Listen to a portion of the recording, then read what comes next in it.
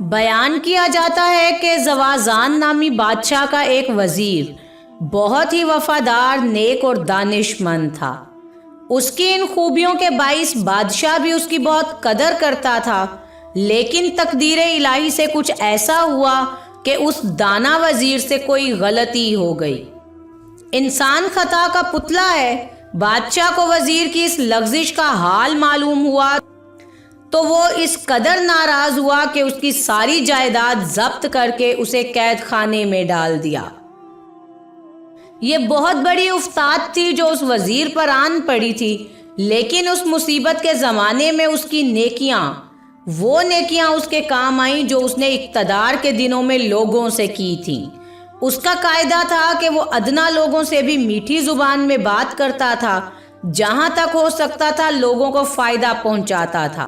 اب وہ مصیبت میں مبتلا ہوا تو وہ سپاہی اور اہلکار اس کے مددگار بن گئے جنہیں اس نے کوئی نہ کوئی فائدہ پہنچایا تھا، اور یوں اسے محسوس بھی نہ ہوا کہ وہ قید خانے میں ہے۔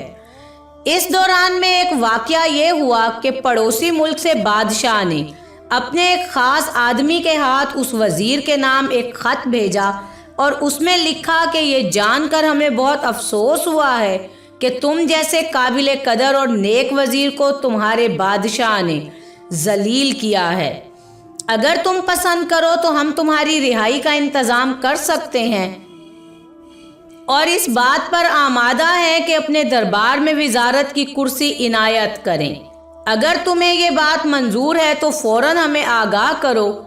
دانا وزیر نے پڑوسی بادشاہ کا یہ خط پڑھا تو اس کی پشت پر یہ لکھ دیا کہ حضور نے میرے حال پر مہربانی فرمائی، میں اس کے لیے شکریہ ادا کرتا ہوں، لیکن مجھے یہ بات منظور نہیں کہ معمولی سی تکلیف سے گھبرا کر اپنے آقا سے بے وفائی کروں۔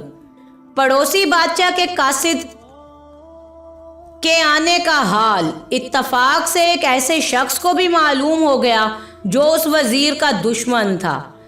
اس نے فوراً بادشاہ کو اطلاع دی کہ قیدی وزیر فلاں بادشاہ سے مل کر حضور کے خلاف سازش کر رہا ہے۔ بادشاہ نے سپاہی کو بھیج کر اس قاصد کو گرفتار کرا لیا جو وزیر کا جواب لے کر جا رہا تھا۔ اس نے فیصلہ کر لیا کہ اگر یہ بات سچ نکلی تو وزیر کو فوراً قتل کروا دیا جائے گا، لیکن جب دوسرے بادشاہ کا خط اور اپنے وزیر کا جواب پڑھا تو سارا غصہ ٹھنڈا ہو گیا۔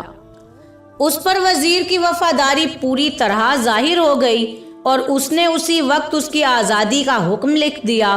وزیر قید خانے سے رہا ہو کر آیا تو بادشاہ نے پہلے سے زیادہ اس کی عزت کی اور خلعت عطا کرنے کے علاوہ اس بات پر افسوس کا اظہار کیا کہ غلط فہمی کی وجہ سے اسے ناحق تکلیف پہنچائی۔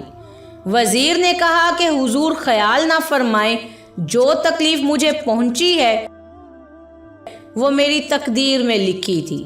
خدا کی مرضی اور مشیت کے بغیر تو پتہ بھی نہیں ہلتا۔